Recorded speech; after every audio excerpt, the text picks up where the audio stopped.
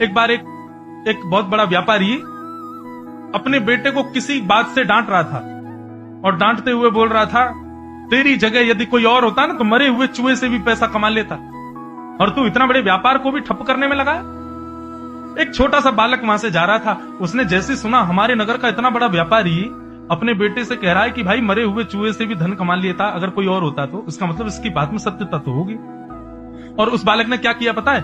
वहीं मरा हुआ चूहा पड़ा था, उसको पूंछ से उठा लिया और चल दिया।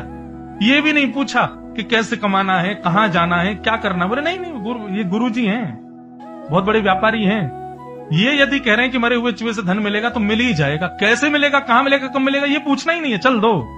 इतना विश्वास गुरु के प्रति। बालक चूहा लेकर के जाने लगा, बस उसको भरोसा था कि इससे धन मिल ही जाएगा, कहां कैसे कब तब मिलेगा, ये इसमें ज्यादा दिमाग लगाना नहीं है। इतने में सामने से एक दूसरे सेठ जी आ रहे थे, उनकी बेटी संग चल रही थी, बेटी के हाथ में एक बिल्ली थी, बिल्ली बार बार खोंचा मार रही थी, उसको भूख लग रही थी, तो वो अपने पिता से बोली मेरी बिल्ली बहुत भूखी है। इतने में सामने से एक चूहा पकड़ के लारा मरा हुआ, तो सेठ जी ने उसको रोका, ये भैया ये मरा हुआ चूहा है। बोले हाँ। बोले लो 10 रुपया रखो, ये हमको दे दो, इसका क्या करोगे तुम? और बिल्ली ने उसका भोजन कर लिया। सेठ जी वहां से चले गए और बालक नाचने लगा, देखो गुरु वो कह रहे थे मरे हुए चूहे से भी धन मिल गया मुझे धन। और फिर आगे कथा तो बहुत बड़ी है कि फिर वो उसने 10 रुपए के कुछ लकड़ी खरीदी, उनको बेच करके और लकड़ी खरीदी, एक लकड़ी का बहुत बड़ा व्यापारी बन गया, शमशान में लकड़ियां देने लगा। एक बार एक नगर के बहुत बड़े व्यापारी की माताजी का देहांत रात्रि में हो गया, बहुत वर्षा हो रही थी, सब लकड़ियां गीली पड़ी थी, चिता में अग्नि लगाने के लिए, चिता बनाने के लिए लकड़ी नहीं थी।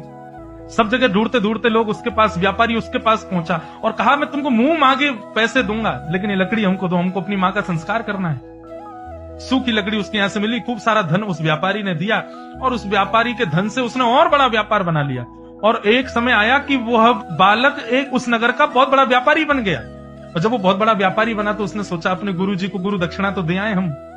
तब उसने सोने का चूहा बनाया और उन व्यापारी के पास गया, वयोवृद्ध हो गए थे बेचारे, और चरणों में रख करके बोला गुरुदेव ये आपकी गुरु दक्षिणा।